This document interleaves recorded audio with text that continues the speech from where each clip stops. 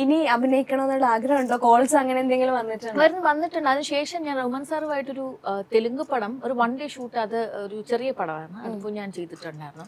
If good roles are coming, definitely I will do. അഭിനയം കൂടെ നോക്കാം എന്നുള്ള പ്ലാനിലാണ്. അതിനുശേഷം റിവ്യൂവിനെ പറ്റി നമ്മൾ എപ്പോഴും സംസാരിക്കുന്ന ഒരു കാര്യം, അപേക്ഷയുടെ ഒരു ഫേമസ് ആയിട്ടുള്ള റിവ്യൂവർ ചേച്ചിയുടെ കാസ്റ്റിങ്ങിനെ പറ്റിയും ആക്ടിങ്ങിനെ പറ്റിയും കുറച്ച് നെഗറ്റീവായിട്ടാണ് സംസാരിച്ചത്. എനിക്കതൊന്നും ചേച്ചി കണ്ടിട്ടുണ്ടാവും. അപ്പം അഭിനയത്തിൽ ഇല്ലാത്ത ഒരാള് സംഗീതമായിട്ട് പൊയ്ക്കൊണ്ടിരിക്കുന്ന ആള് വന്ന് അഭിനയിക്കുന്നു, അതിന് നെഗറ്റീവ് കേൾക്കും, ഫസ്റ്റ് ഡേ തന്നെ നെഗറ്റീവ് കേൾക്കാന്ന് പറയുമ്പോ അതെങ്ങനെ ചേച്ചി എടുത്തത്?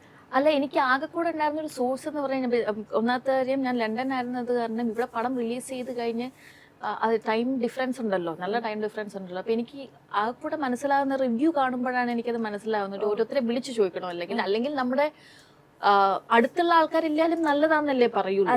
അപ്പൊ ഞാൻ ഈ റിവ്യൂ എടുത്ത് കണ്ടപ്പോ ഞാൻ വളരെ നെഗറ്റീവ് ആയിട്ടൊരു കമന്റ് ആണ് ഞാൻ കണ്ടത്. അപ്പൊ ഐ വാസ് ലൈക്ക്, ദൈവമേ പണി പണിയല്ലോ, എന്താണിത് എന്ന് അങ്ങനെ ആലോചിച്ചു. എപ്പോഴും ഇതിന്റെ ഔട്ടൊരു ഫസ്റ്റ് എഡിറ്റോ അല്ലെങ്കിൽ ഫസ്റ്റ് പോർഷൻ മാത്രമേ ഞാൻ കണ്ടിട്ടുണ്ടായിരുന്നു. ആദ്യത്തെ ഹാഫ് ഞാൻ കണ്ടിട്ടുണ്ടായിരുന്നു. അതിനകത്ത് എനിക്ക് വലുതായിട്ട് ചെയ്യാനില്ല, ജസ്റ്റ് അങ്ങോട്ടും ഇങ്ങോട്ടും പാസർ ബൈ ഇതൊക്കെയുള്ളൊരു ഷോർട്സും ഇങ്ങനെ 1-2-3 വാക്കുകൾ സംസാരിക്കുന്ന ഷോർട്സ് ഉള്ളു. പക്ഷെ സെക്കൻഡ് ഹാഫ് തൊട്ടാണ് എനിക്കുള്ളൊരു പെർഫോമൻസ് ഒരു ഭാഗം ഉണ്ടായിരുന്നത്. അപ്പോൾ അതിനെ വിലയിരുത്തിയപ്പോൾ I was kind of shocked. But when I watch the movie,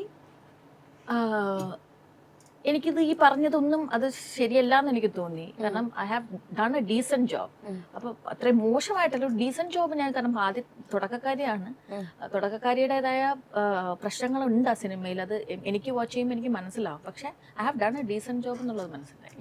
അത് കഴിഞ്ഞിട്ട് ഐ ആക്ച്വലി മേഡ് ദാറ്റ്, അത് ആ ഒരു കമന്റും പിന്നെ ഞാൻ അത് കഴിഞ്ഞ് വാച്ച് ചെയ്തതിന് ശേഷം ഞാൻ ഡിസൈഡ് ചെയ്യുന്നത്, ഓക്കെ ഐ മേക്ക് ദിസ്, ഇതും ഒരു സൈഡായിട്ട് പൊക്കോട്ടെ എന്ന് ഞാൻ വിചാരിച്ചു. ഇത് കരിയർ ആയിട്ട് എടുക്കാമെന്ന് വിചാരിച്ചത് അങ്ങനെയാണ്. ഓക്കെ.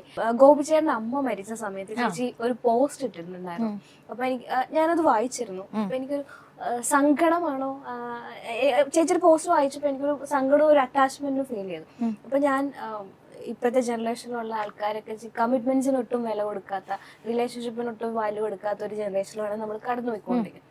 പക്ഷെ നമ്മുടെ ലൈഫിൽ നല്ലതും മോശമായിട്ടുള്ള ഒരു വശം തന്ന ഒരു വ്യക്തിയുടെ അമ്മയാണ് മരണപ്പെട്ടത്. അപ്പൊ ചേച്ചി അങ്ങനെ ഒരു ടച്ചിങ് ആയിട്ട് ഒരു പോസ്റ്റ് ഇടാനായിട്ടുണ്ടായിരുന്ന ഒരു കാര്യം, അല്ലെങ്കിൽ അങ്ങനെ കണക്ട് ചെയ്യിപ്പിച്ച ഒരു റീസൺ എന്തായിരിക്കും? അതിങ്ങനെ പോസ്റ്റ് ഇടണം എന്ന് വിചാരിച്ചിട്ട പോസ്റ്റ് അല്ല, അതൊരു നാച്ചുറൽ ആയിട്ട് വരുന്ന ഒരു കാര്യമാണ്. കാരണം അത്രയും ഇമ്പോർട്ടൻ്റ് ആയിട്ടൊരു വ്യക്തിയുടെ അമ്മയാണ്. ഞാനും കണ്ടിട്ടുള്ള, എന്നോട് സംസാരിച്ചിട്ടുണ്ടായിരുന്ന, എന്നോട് സ്നേഹം ഉണ്ടായിരുന്ന ഒരു വ്യക്തിയാണ്. അപ്പോൾ അത് അങ്ങനത്തെ ഒരു സാഹചര്യത്തിൽ ഒരാൾ അതും പെട്ടെന്നുള്ളൊരു മരണമാണല്ലോ, നമുക്ക് ഷോക്കിംഗ് ആയിട്ടുള്ളൊരു കാര്യമായിരുന്നു. ആ സമയത്ത് അത് വളരെ നാച്ചുറൽ ഇട്ട പോസ്റ്റാണ്. അതിലപ്പുറം എനിക്ക് ഇതിനെക്കുറിച്ച് എങ്ങനെ എക്സ്പ്ലെയിൻ ചെയ്യണം എന്ന് എനിക്കറിയില്ല. അത് ഇടേണ്ടത് അങ്ങനെ കുറച്ച് വാക്കുകൾ എഴുതണം എന്നുള്ളതൊരു ഉത്തരവാദിത്തം പോലെ തോന്നി എനിക്ക്. വായിച്ച സമയത്ത് എനിക്ക് തോന്നിയത്, ഇപ്പം വളരെ പേഴ്സണലായിട്ട് അപേക്ഷയോട് ഞാൻ സംസാരിക്കുന്നത്, ഇപ്പോൾ എൻ്റെ ലൈഫിൽ ഭയങ്കരമായിട്ട് മോശം ഒരു അനുഭവം തന്ന ഒരാളെ ഓർക്കാൻ കൂടി ഞാൻ ആഗ്രഹിക്കില്ല. പക്ഷെ ആ ഒരു അവസ്ഥയിൽ നിങ്ങൾ ഭയങ്കര സൗഹൃദത്തിലാണ്, മീൻസ് ഒരു വഴക്കൂല നിങ്ങൾ തമ്മിൽ എന്ന് ചേച്ചി പലപ്പോഴും പറഞ്ഞിട്ടുണ്ട് പല സ്ഥലങ്ങളിലും. പ്രശ്നങ്ങളില്ല, ഒത്തുപോകാതെ വന്നപ്പോൾ പിരിഞ്ഞു എന്നുള്ളത്. പക്ഷെ അങ്ങനെയുള്ള ഒരവസ്ഥയിലാണ് ഇങ്ങനെ ഒരു പോസ്റ്റ് വരുന്നത്. ഇപ്പൊ മരണം എന്നുള്ളൊരു ഫാക്ടർ, ഈ മരണത്തിനപ്പുറം വേറെ ഇനി എന്താ ചെയ്യാനുള്ള? മരണം എന്ന് പറയുന്ന മരണമല്ല, അതിനപ്പുറം നമ്മൾ ഈഗോയോ അല്ലെങ്കിൽ അത് ഭയങ്കര, ഇതിപ്പോ നിങ്ങൾ വിചാരിക്കുന്നതാണ് പുള്ളി എനിക്ക് എന്താ പറയാ ബുദ്ധിമുട്ട് മാത്രമേ തന്നിട്ടുള്ളൂ എന്നുള്ളത്. ഞാൻ എല്ലാ സ്ഥലത്തും പറയുന്ന ഒരു കാര്യമാണ്, I lived as a queen. നിങ്ങളത് പണ്ട് എന്നെ കണ്ടിട്ടുണ്ടായിരുന്നെങ്കിൽ മനസ്സിലാവുമായിരുന്നു. And at the same time ഏത് ലൈഫിലാണ്, ഏത് റിലേഷൻഷിപ്പിലാണ് ഗുഡ് ആൻഡ് ബാഡ് ഇല്ലാത്തത്? ഗുഡ് ആൻഡ് ബാഡ് ഇല്ല. അതിപ്പോ ഒരു mother daughter, father mother, and ഏത് ബ്രദേഴ്സ് ആണെങ്കിലും നമ്മൾ തമ്മിൽ ഈ അടിയും കുത്തും വഴക്കും ബഹളവും ഒക്കെ ഉണ്ടാവും. അതുപോലെ തന്നെയാണ് ഒരു പാർട്ട്ണർ ആയിട്ടുള്ള ഒരാളുമായിട്ടുള്ള ഒരു ബഹളവും കാര്യങ്ങളും, നല്ലതും ചീത്തയും ഒക്കെ. പർട്ടിക്കുലർ ടൈമിൽ അത് വന്നു. പക്ഷെ പരസ്പര ബഹുമാനം എപ്പോഴും കാത്തു സൂക്ഷിക്കേണ്ട ഒരു അത്യാവശ്യമല്ലേ, അതൊരു റെസ്പെക്ട്. അത് അത് നമുക്ക് നമ്മളോട് ചെയ്യുന്ന ഒരു കാര്യമായിട്ടാണ് തോന്നുന്നത്. അതിന്റെ അത്രേ ഉള്ളൂ. അതിന് കൂടുതലൊരു എക്സ്പ്ലനേഷൻ എനിക്ക് തോന്നുന്നില്ല. എനിക്ക് ചേച്ചിയുടെ പോലെ തന്നെ അമ്മയുടെ പാട്ടുകൾ ഇഷ്ടമാണ്. ഇൻസ്റ്റാഗ്രാമിൽ പോസ്റ്റ് ചെയ്യുന്നൊക്കെ ഞാൻ കാണാറുണ്ട്. ലളിത ഗാനങ്ങള് എനിക്ക് തോന്നുന്നു കുറച്ചും കൂടെ എനിക്ക് ആ പാട്ട് കേൾക്കാൻ കുറച്ചുകൂടെ അടുപ്പം തോന്നുന്ന ഒരു ഫീൽ എനിക്ക് വന്നിട്ടുണ്ട്. അപ്പൊ എനിക്ക് അമ്മയുടെ ഒരു പാട്ട് ചേച്ചി പാടി. അമ്മ എപ്പോഴും പാടുന്ന പാട്ടുകൾ കുറച്ച് അധികം പാട്ടുകൾ കാണാം. അമ്മ എപ്പോഴും ഭയങ്കര MG രാധാകൃഷ്ണൻ സർ ഫാനാണ്. MG രാധാകൃഷ്ണൻ സാറിന്റെ സകലമാന എനിക്ക് തോന്നുന്നു അദ്ദേഹം ചിട്ടപ്പെടുത്തിയിട്ടുള്ള 90% പാട്ടുകളും അമ്മയ്ക്ക് മനപ്പാടമാണ്, അല്ലെങ്കിൽ നമ്മുടെ പുസ്തകത്തിലുണ്ട്. അതൊന്ന് ജസ്റ്റ് ഒരു പ്രാവശ്യം പാടിക്കഴിഞ്ഞാൽ അത്രയും ഓർത്തെടുക്കാനും പറ്റുന്ന വ്യക്തിയാണ്. അത്രയും ഭയങ്കരമായിട്ടുള്ള ഫാനാണ്. അപ്പോൾ അന്നത്തോണി എന്ന് പറയുന്ന പാട്ടുണ്ട്, ഞാൻ ജസ്റ്റ് പാടാം. അന്നത്തോണി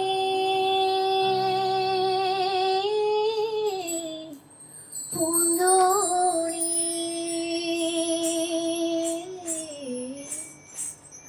അലമാല കൈകളിൽ ആലോലമാടും അരയന്നത്തോണി പൂന്തോണി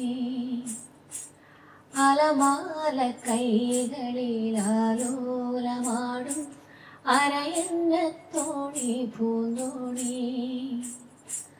അന്നത്തോണി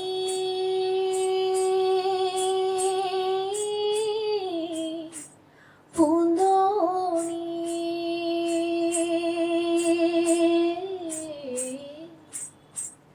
അലമാല കൈകളിൽ ആലോലമാടും അരയന്നത്തോണി പൂന്തോണി അലമാല കൈകളിൽ ആലോലമാടും അരയന്നത്തോണി പൂന്തോണി.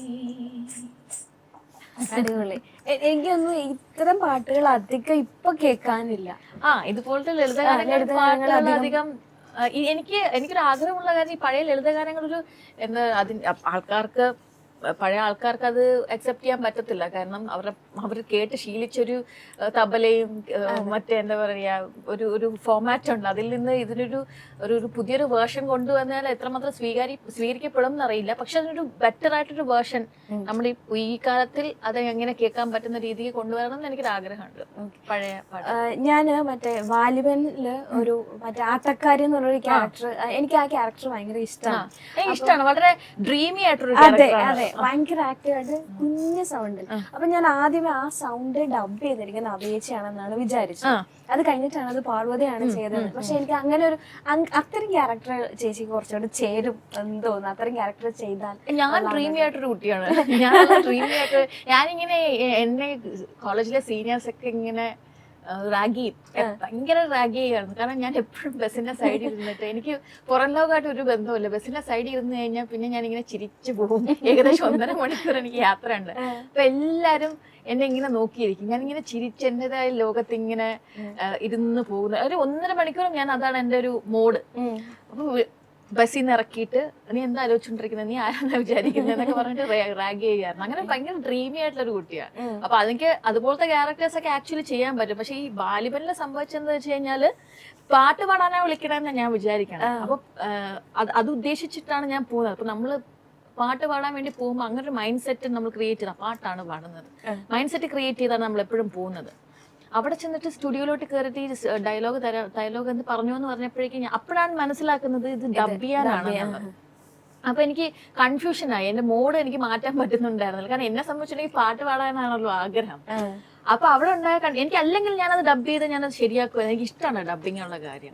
പക്ഷെ പാർവതി നന്നായിട്ട് ചെയ്തിട്ടുണ്ട്. ആദ്യമേ ഞാൻ പാർവതി അത് റിവീൽ ചെയ്യുന്നതിന് മുമ്പ് സിനിമ ഫസ്റ്റ് ഡേ നമ്മൾ കാണുമല്ലോ.